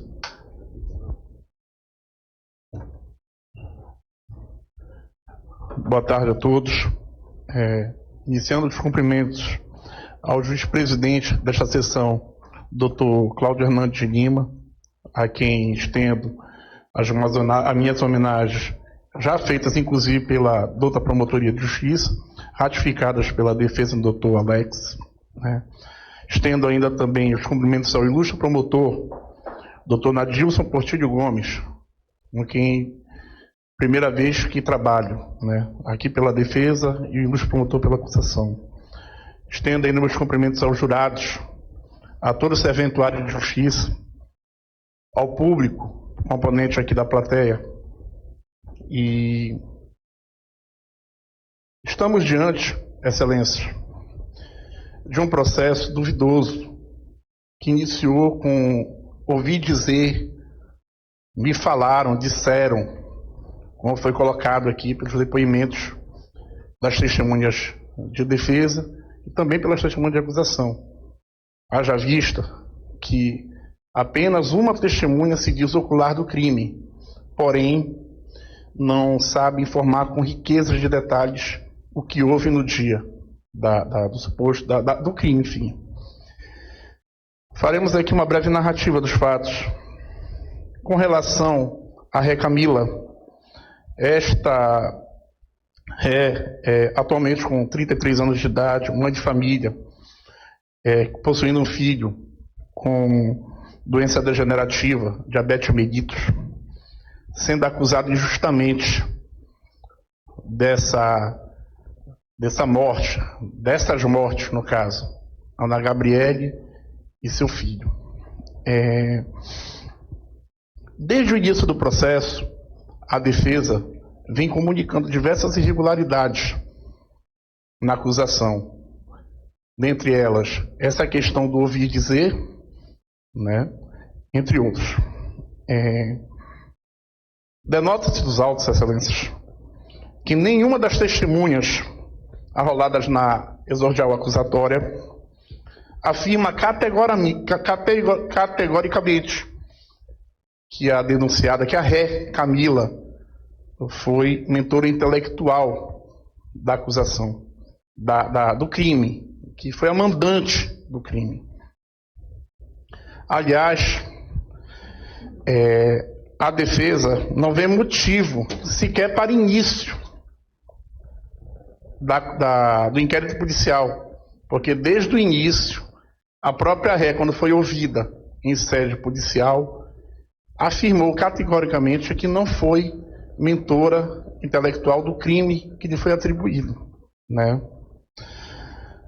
Com relação à acusação da Camila, temos aqui que informar que se deu apenas pela testemunha mãe da vítima, aqui ouvida como informante, e também por uma testemunha chamada Maria Eduarda, que na audiência de instrução e julgamento passada comunicou ao juízo que sofreu represálias dentro da delegacia, foi agredida fisicamente, inclusive há nos autos prova disso, que ainda a assinatura que foi colocada no seu termo de depoimento foi colocada com letra de forma, e a própria testemunha informou em juízo, na audiência passada, que não escreve com letra de forma. Inclusive, nós juntamos nos autos a cópia da RG demonstrando essa situação. Senhores jurados, trata-se de uma acusação absurda com relação à denunciada Camila. Até porque, como já amplamente informado, ela possui filhos. Então, como é que ela colocaria a vida de uma pessoa grávida, de uma jovem ainda, grávida, em xeque por uma acusação infundada de que ela integraria uma organização criminosa da capital? Não há nos autos elementos, nenhum elemento comprobatório disso. A testemunha, Ana Paula, que é a mãe da vítima, informou acerca de uma conversa de WhatsApp que a própria filha repassou a ela, mostrou a ela, antes de ser morta. Todavia, excelências, essa conversa sequer foi juntada aos autos.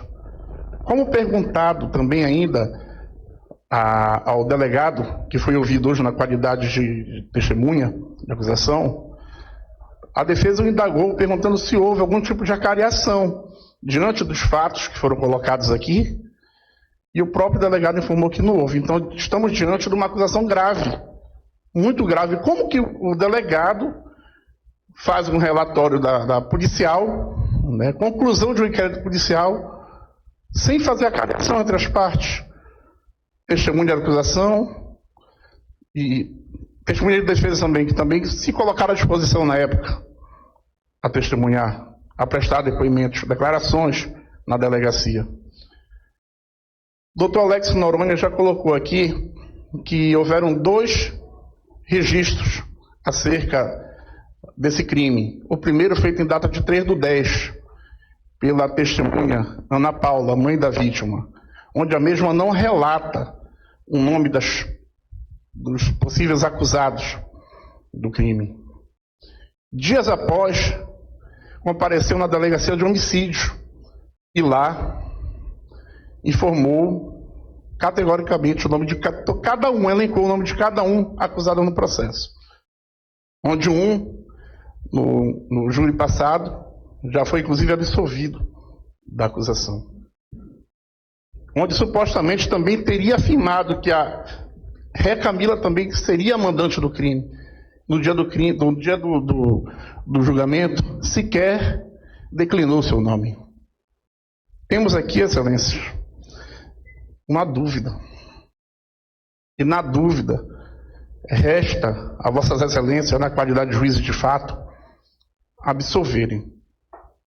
Não adianta condenar uma pessoa inocente para ver aqui resolvida a questão da criminalidade da sociedade, como foi colocada pelo Luiz Promotor de Justiça.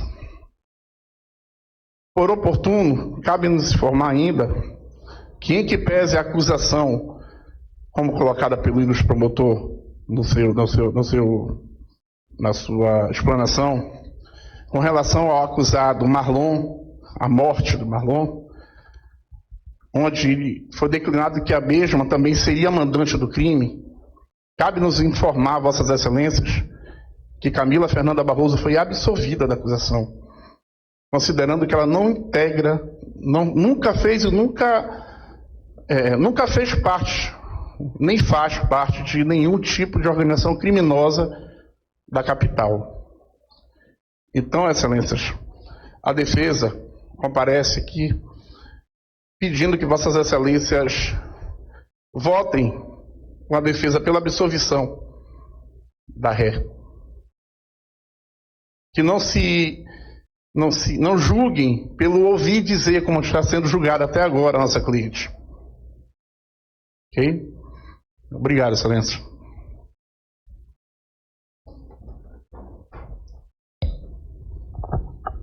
Concluiu a defesa? Ah, não. Desculpa.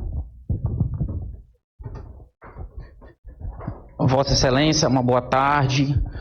boa tarde, representantes do Ministério Público, ao corpo de jurados, ao doutor Alex Noronha, que precisou sair, e dizer que queria retribuir as palavras dele, é uma grande satisfação também estar trabalhando hoje ao lado dele. Inúmeras vezes assisti do público suas explanações e pude aprender muito com ele. Senhores, boa tarde. O que está sendo debatido aqui é uma questão, deveria ser uma questão complexa. Deveria ser. Eu lhes confesso que fiquei um pouco decepcionado quando vi o inquérito deste processo. Apenas 5 anexos. 5 anexos de folhas de páginas de inquérito que embasaram essa ação penal e este júri que está sendo realizado na data de hoje. Fico decepcionado porque estamos tratando aqui supostamente de um crime hediondo, um crime complexo, um crime pesado. Mas não só isso. Também fala de uma atuação de uma facção criminosa pesada na área.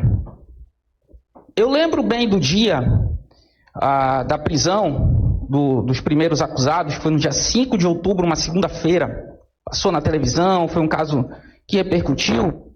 O coronel que veio prestar depoimento hoje, depois de apreender o primeiro acusado, ele disse categoricamente: o caso está elucidado. Ele falou: o caso está elucidado. Já temos os participantes, já temos os mandantes. Como? Como? Doutor Alex Noronha já trouxe aqui o primeiro BO, feito pela mãe, no dia 3, no dia do fato. E ela não apontou ninguém como executor, como mandante. Ela apenas disse que há 2 anos, a filha dela havia sido decretada por uma traficante da área.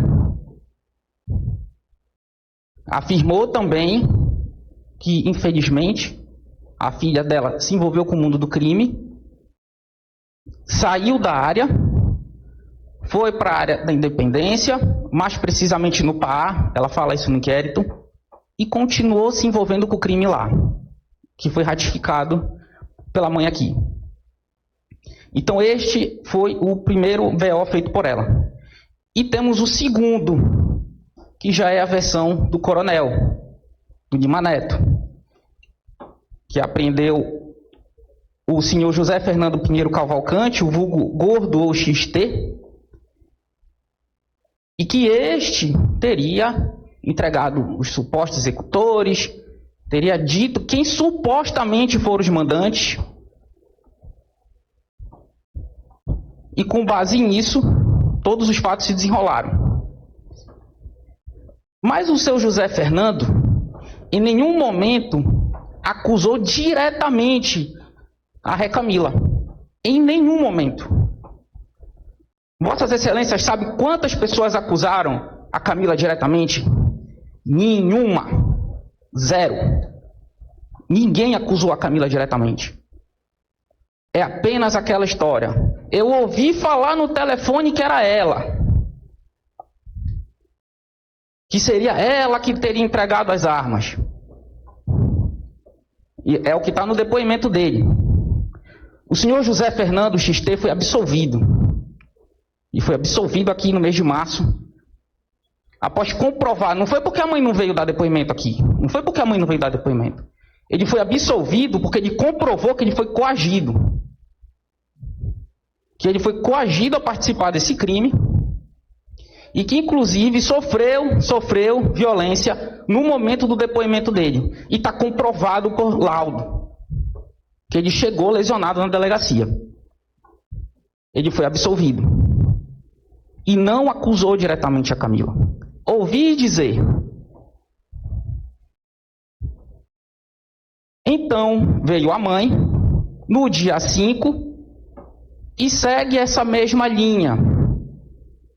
Estou dizendo aqui que a mãe está com o depoimento do XT, se utilizou o depoimento do XT e veio aqui para acusar a Camila? Pode ser. Pode ser. Mas o que se percebe é que há uma tentativa de ligar o fato com uma coisa que aconteceu há 2 anos atrás, com a Camila. O que se percebe é isso. Em nenhum momento é apresentado alguma prova, algum laudo, algo concreto. É aqui que eu volto ao início e digo que eu me decepcionei quando vi o inquérito. Mais 2 pessoas indicaram o nome da Camila no processo, que foi o Alan, que foi o depoimento dele foi aduzido pela promotoria, o vulgo Kiki, que estaria envolvido no assassinato de um dos mandantes, que seria o Marlon, o vulgo Bagdá, de um dos executores, perdão, de um dos executores, o Marlon, o vulgo Bagdá. Também na mesma linha, foi a Fernanda que mandou, porque não era para ter assassinado a grávida. Mas o Kiki também não acusa diretamente. É o ouvir dizer, olha, parece que foi ela, porque chegou uma ruivinha, uma ex-namorada do Marlon, e disse que veio uma ordem da Camila. Ele também não acusa diretamente a Camila.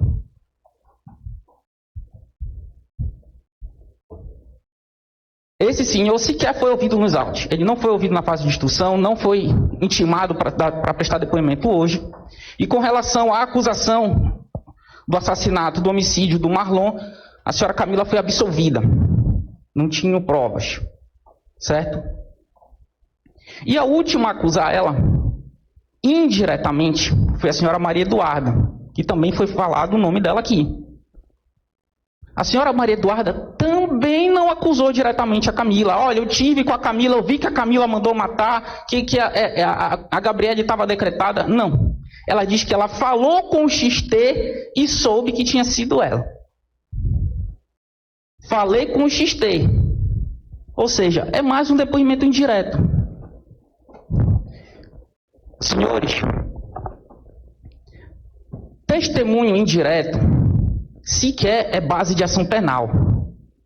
Sequer é base de ação penal. Testemunho indireto, quando você recebe ele, você, quanto autoridade policial, e eles estão lá atuando sobre o sistema inquisitivo, eles têm que buscar mais elementos de prova. Eles têm que buscar mais elementos de prova. O nobre promotor falou aqui hoje sobre a questão da falta de políticas públicas, da questão de uma atuação maior do Estado na região, para eliminar crimes. Isso é verdade. Mas hoje, a Polícia Civil, a Polícia Judiciária, ela tem elementos para ir atrás. Ela tem elementos para elucidar o crime, para formular mais provas. A dona Camila sequer foi intimada na delegacia. Sequer foi intimada pelo delegado. Em nenhum momento ela foi intimada, olha, você está sendo acusada de um crime. O que é que você sabe? O que é que você fez? A mãe chegou hoje e disse, não, porque eu vi no celular da minha filha, que foi a Nanda, que decretou. Cadê esse celular? Porque ela não apresentou para o delegado. O celular seria periciado e hoje estaria aqui na frente de vossas excelências. Não existe nada. Não existe nada, é apenas um grande disse-me-disse. Então, com base nisso, nós temos uma total insuficiência de provas para apontar uma autoria do crime da Camila. É por isso que eu digo, eu fiquei decepcionado quando eu vi esse inquérito, porque eu pensei que poderia ter tido... Eu sou um apaixonado por investigação. Eu simplesmente adoro. Eu estou lendo um livro agora sobre a atuação do Mossad, que é a atuação do Serviço Secreto de Israel. É impressionante. A atuação, as diligências, fotos. Tem uma atuação de uma facção criminosa na Pratinha 2. Eu perguntei para o delegado aqui, Tem algum relatório de inteligência? Não tem. Não tem. É só o PM que veio aqui, né, com todo respeito à atuação, o trabalho deles, e disse, olha, é pelo levantamento, pelo que a gente sabe, é isso, isso, isso. Deveria ter tido uma investigação mais profunda disso. A mãe afirmou que a filha foi para o Pará e continuou lá na vida dela criminosa, infelizmente. O que será que não aconteceu para lá? E lá, como era a vida dela? Vossas Excelências sabem, o namorado dela, cujo nome dela foi citado aqui, ele estava com uma tornozeleira eletrônica. Estava acusado de roubo. Ele fugiu. Será que eles não vieram de lá fugidos de alguma coisa? Não vamos saber. Não vamos saber.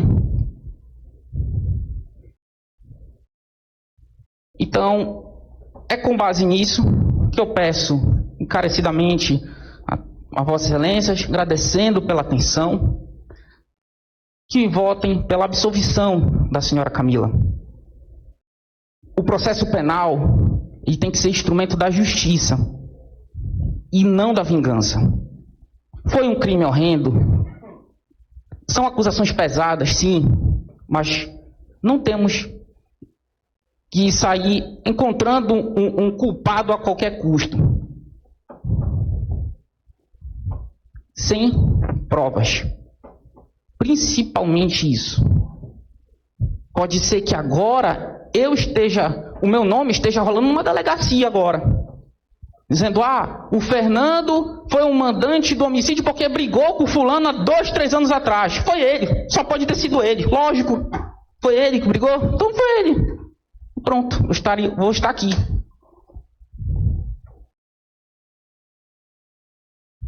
Então não, Vossa Excelência, não pode ser desse jeito.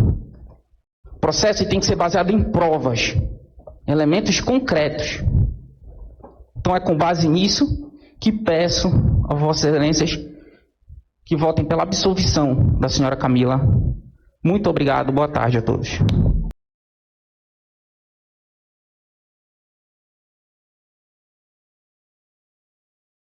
Da sentença.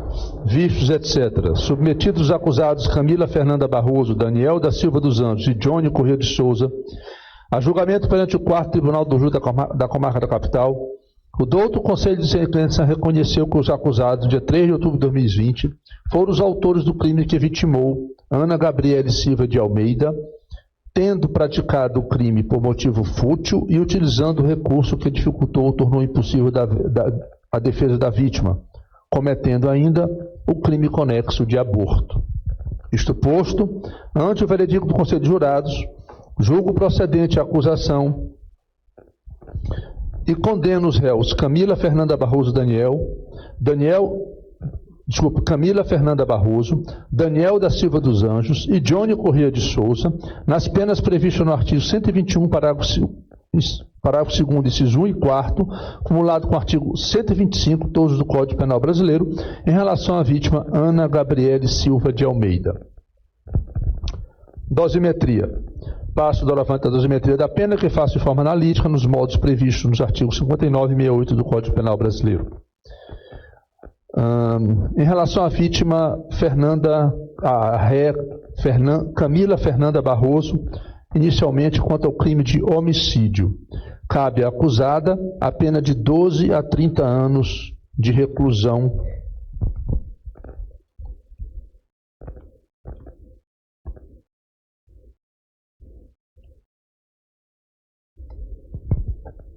E abstrato. A reprovabilidade da conduta é severa, vez que a ré, por achar que a vítima estava namorando o policial militar e por esta razão estaria repassando informação acerca de das atividades criminosas praticadas, desceria o disparos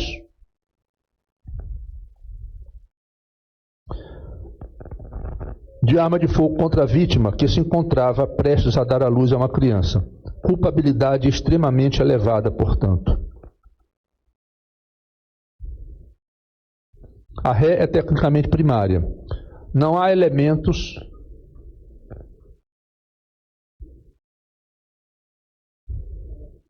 Não há elementos sobre a personalidade da acusada. Os motivos do crime já foram considerados na qualificadora. As circunstâncias do crime são graves, vez que cometido com violência exacerbada, estando a vítima gestante de 39 semanas, sendo a ré considerada torre do Comando Vermelho, que decretou a morte da vítima, a mandante do crime, executada enquanto a vítima estava na residência de sua genitora, atingida por disparo de arma de fogo. Quanto às consequências, são elas as inerentes ao tipo. A vítima não contribuiu para o delito. Fixa a pena base para o crime de homicídio em 16 anos de reclusão.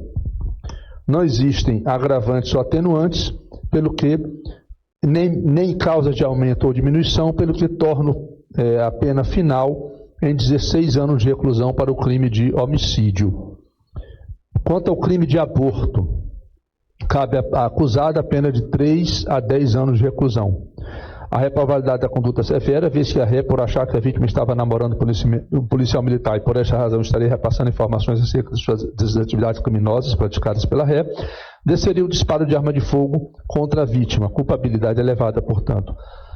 A ré é tecnicamente primária, não há elemento sobre a conduta social da ré, não há elemento sobre a personalidade da acusada, os motivos do crime já foram considerados na qualificadora. As circunstâncias do crime são graves, vez que cometido com violência exacerbada, estando a vítima gestante de 39 semanas, tendo a ré função de torre do Comando Vermelho, decretando a morte da vítima, a mandante do crime, executando-a quando estava na residência de sua genitora, atingindo-a no abdômen por disparo de arma de fogo. Quantas consequências, são elas as inerentes do tipo. A vítima não contribuiu para o delito.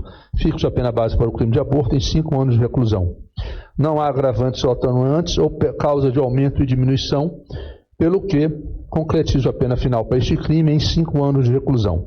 Do concurso material. Verificando a presença do concurso material, desígnios autônomos, previsto no artigo 69 do Código Penal Brasileiro, efetua a soma das penas e doravante condena a ré Camila Fernanda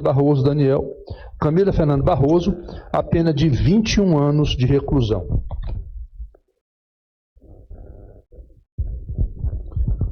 O regime inicial de cumprimento é fechado, não cabe substituição ou suspensão da pena. Quanto ao crime agora, o réu Daniel da Silva dos Anjos. Quanto ao crime de homicídio, cabe ao acusado a pena de 12 a 30 anos de reclusão abstrato. A reprovabilidade da conduta é severa, vez que o réu recebeu ordem para ceifar, dar cabo da vítima, por achar que ele estava namorando o policial militar e por essa razão estaria repassando informações acerca das atividades criminosas praticadas pelo réu, desferindo disparo de arma de fogo contra a vítima que se encontrava prestes a dar luz a uma criança. Culpabilidade extremamente elevada, portanto. O réu é tecnicamente primário, não há elemento sobre a conduta social do réu, não há elemento sobre a personalidade do acusado, os motivos do crime já foram considerados na qualificadora. As circunstâncias do crime são graves, cometido com violência exacerbada, estando a vítima gestante de 39 semanas, tendo o réu recebido ordem do Comando Vermelho para executar a vítima, enquanto estava na residência de sua genitora, atingindo-a com disparo de arma de fogo. Quantas consequências, são elas as inerentes ao tipo. A vítima não contribuiu para o delito. Fixa a pena base para o crime de homicídio em 16 anos de reclusão. Ante ausências de agravantes ou atenuantes ou causa de aumento ou diminuição, torna a pena final em 16 anos de reclusão. Quanto ao crime de aborto, cabe ao acusado a pena de 3 a 10 anos de reclusão. A reprovabilidade da conduta severa, vez que o réu, por achar que a vítima estava namorando o policial militar e por essa razão estaria repassando informações acerca das atividades criminosas praticadas pelo réu, desferiu o disparo de arma de fogo contra a vítima quando se encontrava prestes a dar luz a uma criança. Culpabilidade elevada, portanto. O réu não possui antecedentes. Não há elementos sobre a conduta social do réu, não há elementos sobre a personalidade do acusado, os motivos dos crimes já foram considerados na qualificadora. As circunstâncias do crime são graves, vez que cometido com violência exacerbada, estando a vítima gestante de 39 semanas, tendo o réu o executor do crime atingindo-a no seu abdômen com disparo de arma de fogo na residência de sua genitora. Quanto às consequências, são elas as inerentes ao tipo. A vítima não contribuiu para o delito, fixa a pena base para o crime de aborto em 5 anos de reclusão. Também não há agravantes ou atenuantes ou causas de aumento ou diminuição, pelo que torna final a pena de 5 anos de reclusão.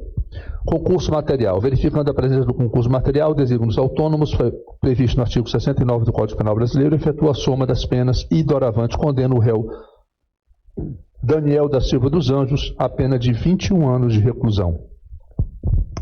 O regime inicial de cumprimento é fechado, não cabe substituição ou suspensão da pena.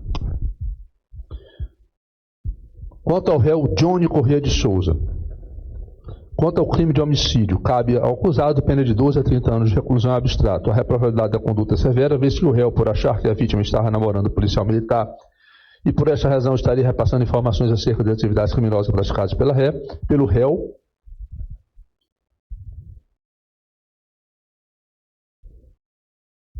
desceria o disparo de arma de fogo contra a vítima. Culpabilidade extremamente elevada, portanto, o réu é tecnicamente primário.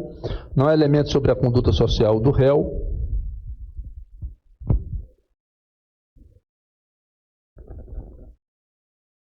Não há elemento sobre a personalidade do acusado.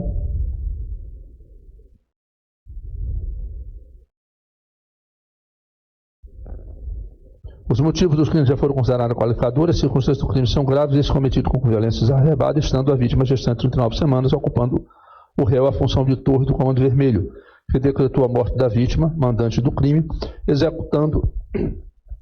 executado enquanto a vítima estava na residência de sua genitora, atingida por disparos de arma de fogo. Quantas consequências são elas inerentes ao tipo?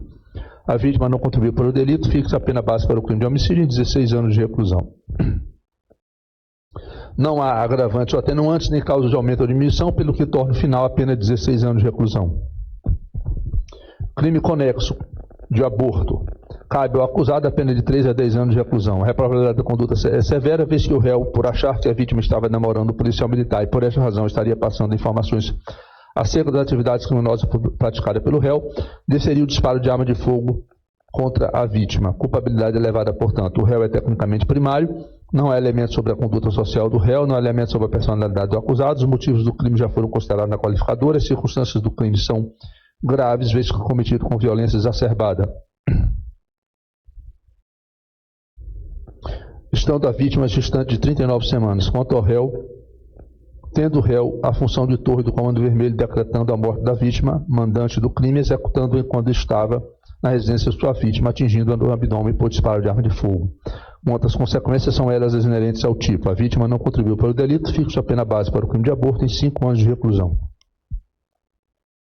Não há agravantes ou atenuantes ou causas de aumento ou diminuição, pelo que torna definitiva a pena de 5 anos de reclusão. Do concurso material, verificando a presença do concurso material, desígnios autônomos, previsto no artigo 69 do Código Penal Brasileiro, efetua a soma das penas e condena doravante o réu Johnny Corrêa de Souza a pena de 21 anos de reclusão. O regime inicial do cumprimento é fechado e não cabe substituição da pena, nem suspensão. Do cumprimento provisório da pena, de acordo com o Código Penal Brasileiro, prevê expressamente a execução provisória da pena nos casos de condenação a pena superior igual ou superior a 15 anos,